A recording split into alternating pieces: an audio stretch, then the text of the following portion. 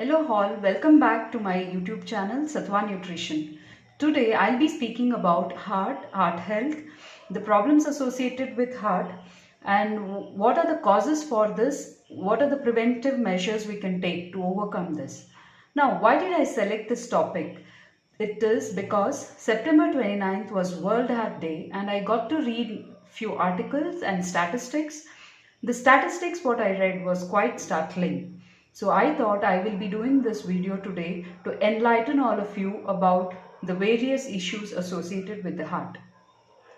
So when we take heart, what exactly is its function in our body? The main function of the heart is to pump blood across our body. Just the way you have pumps to pump water in your houses to different rooms in your houses, the same way heart acts as a pump which pumps blood to various organs, cells, tissues in our body. Now, just the way you have water pipes which gets water from your overhead tank to your house, same way the heart is attached to various pipes in our body to supply blood to different cells. These pipes are called as the blood vessels or the arteries and the veins. So, this is an important part associated with the heart. Now, the heart beats on an average 72 times per minute. This we all know. But in this 1 minute, the heart manages to circulate 5 liters of blood across your body.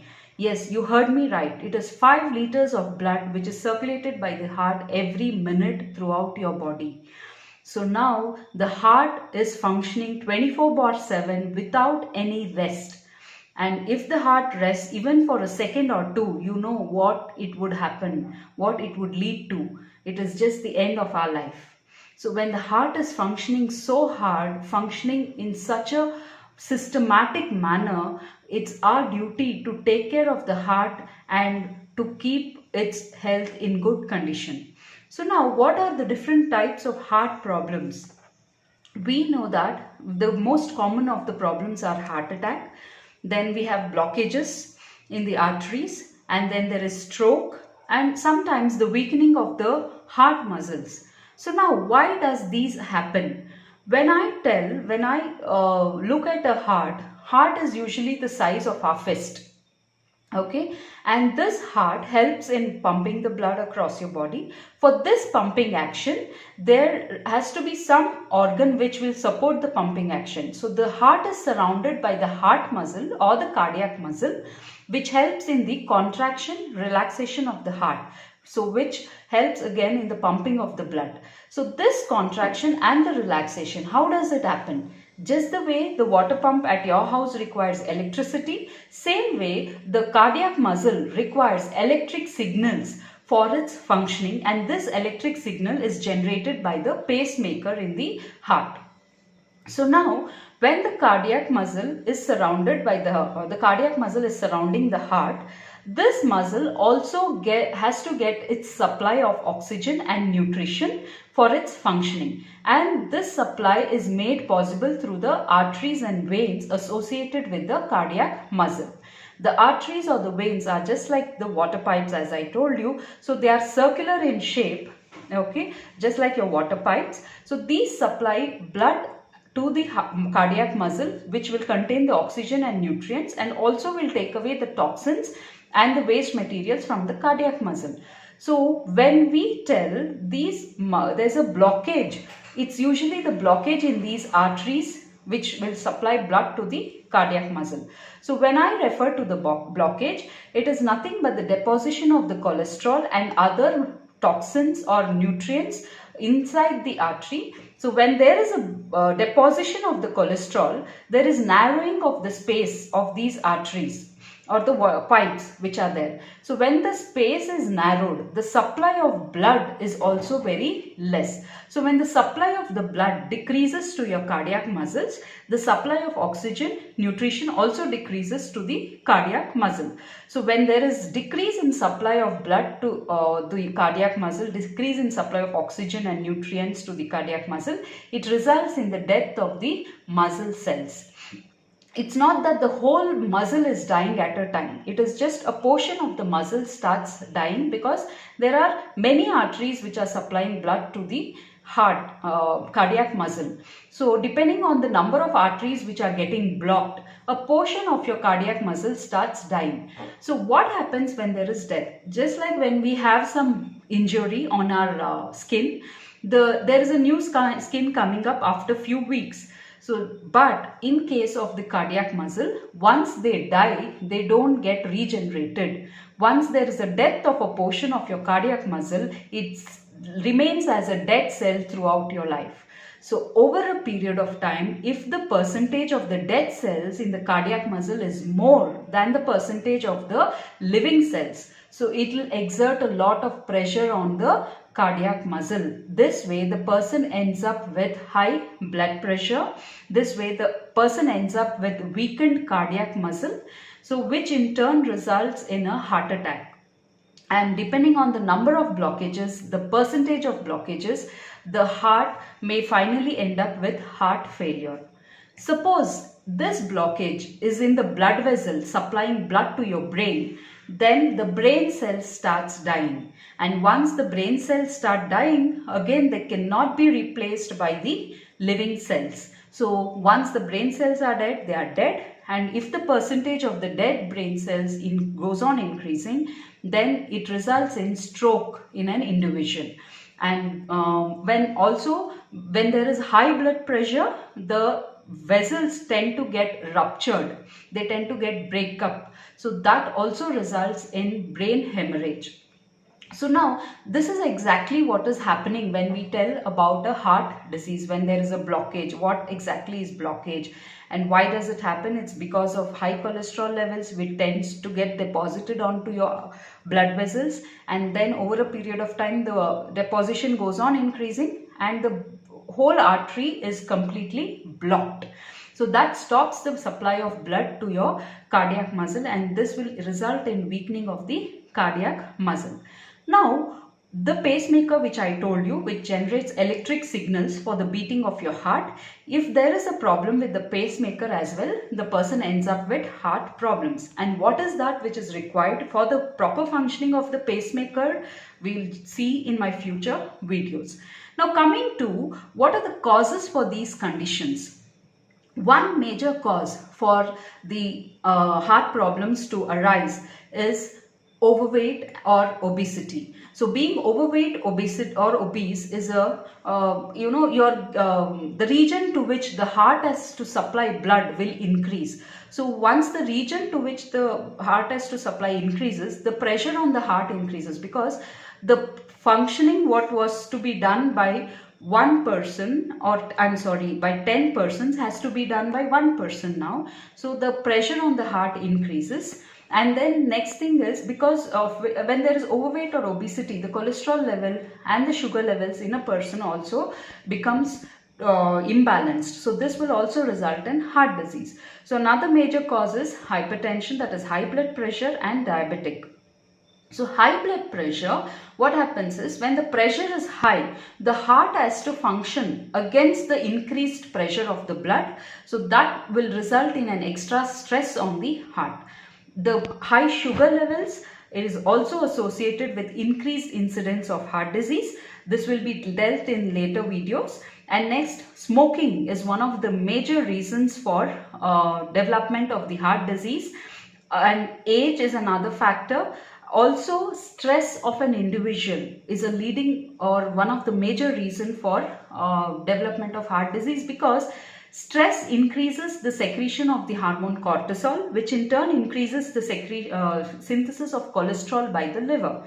So this in turn will increase the heart disease. Now cholesterol, when I'm speaking about, it's not only the total cholesterol, it is also the kind of cholesterol which is higher inside your body. That is, we have two kinds of cholesterol. One is the good cholesterol, that is the HDL. The other one is the bad cholesterol, that is the LDL. So when the HDL is on a lower side and the LDL is on a higher side, the person is more prone to heart issues, and how to increase the HDL, how to lower the LDL, that is how to increase the good cholesterol, how to lower the bad cholesterol, what are the parameters taken into consideration. All this will be explained in my future videos. Now, what are the measures in which I can prevent developing such conditions of heart disease? One is you need to quit smoking. By quitting smoking, you will be reducing 50% of your chances of having heart disease in a span of 1 year. So this is one important thing. And you need to maintain your blood pressure at normal value, that is 120 by 80 mmHg, and maintain the sugar levels, have a healthy weight, and then also keep track of your cholesterol level and maintain a good level of good cholesterol and lower levels of bad cholesterol, and also try to be active. When I tell try to be active, the important thing you need to note down is sitting is the new smoking. So doing just 1 or 2 hours of an exercise in a day and then sitting the whole day will do no good to you. So you need to be active throughout the day. Now coming to the food or the diet or the food habits of the person. Basically, we need to increase the intake of vegetables and fruits because they are high in fiber, they are high in antioxidants, they are also high in certain vitamins and minerals which will help in preventing heart diseases. And also there should be increased intake of whole grain cereals, that is unpolished rice, wheat, jowar, millets, ragi. All these are whole grain cereals which are not polished, which are not refined. Refined, when I tell, it is mainly the maida, which is refined, which is a refined cereal, which is not good for your heart. And when I tell whole grain cereals and pulses, pulses means your dals and moong, matki, then rajma, chana, all horse gram, all these come under pulses category. So you need to increase the intake of all these food group. And next, you need to increase the intake of your good fats. What do I mean by good fats? There are certain foods which are rich in omega-3, and this is one of the good fat. So the nuts, the seeds like the almonds, walnuts, and the seeds like sunflower seeds, pumpkin seeds, watermelon seeds, all these nuts and seeds, chia seeds, sabza seeds, flax seeds, all these nuts and seeds are rich in omega-3, which is good fat, which would help your heart to be healthy. Should be consumed on a regular basis. When it comes to oil, the use of good quality oil and just 30 ml of oil is allowed in a day. So this should be taken into consideration. And also the total calorie intake plays an important role. It's just not the oil, it's just not the cholesterol intake. It is also the total calorie intake, which is very, very important, because any excess calories will eventually be converted to fat and eventually to cholesterol in your body. The cholesterol requirement by our body is just 200 mg.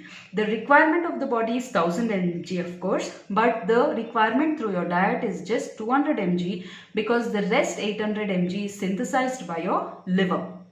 So you need to also take into consideration the total calorie intake by a person. Next is the sugar intake and the salt intake. Salt intake should obviously be less to decrease the blood pressure in a person. This will go a long way in preventing the heart diseases in a person. And when it comes to sleep or stress factors, sleep quality should be good and stress should be decreased. As I told, it will help in controlling the cholesterol levels in our body. And also, of late, the theory is it's just not the cholesterol, it's just not the sugars. It is also the inflammation level in the body which results in heart diseases. What do I mean by inflammation? Inflammation is like, suppose you get hurt. So you have an injury on your skin. What happens initially? There is blood flow, then there is finally the blood clot, and that region in your skin gets hot and there is redness over there and there is swelling. So this is basically the inflammation which happens. So similarly, inside your body, there are certain inflammation reactions which are taking place, which will damage your arteries and veins. So this inflammation can further lead to the damages of the arteries. So this inflammation is also one of the main reason for heart attacks or heart diseases. So it is also important to get down or decrease the inflammations in the body in order to see that there is less of heart related problems. This again I'll be dealing in detail in my future videos. So in a gist, to keep your heart healthy, be active, eat healthy, control your blood pressure, blood sugars, cholesterol level, and have a very healthy, nutritious, balanced diet. And about the diet and heart related problems, I will be covering it up in my future videos. So if you would like to get information on all these things, please like, share and subscribe my channel. Thank you very much.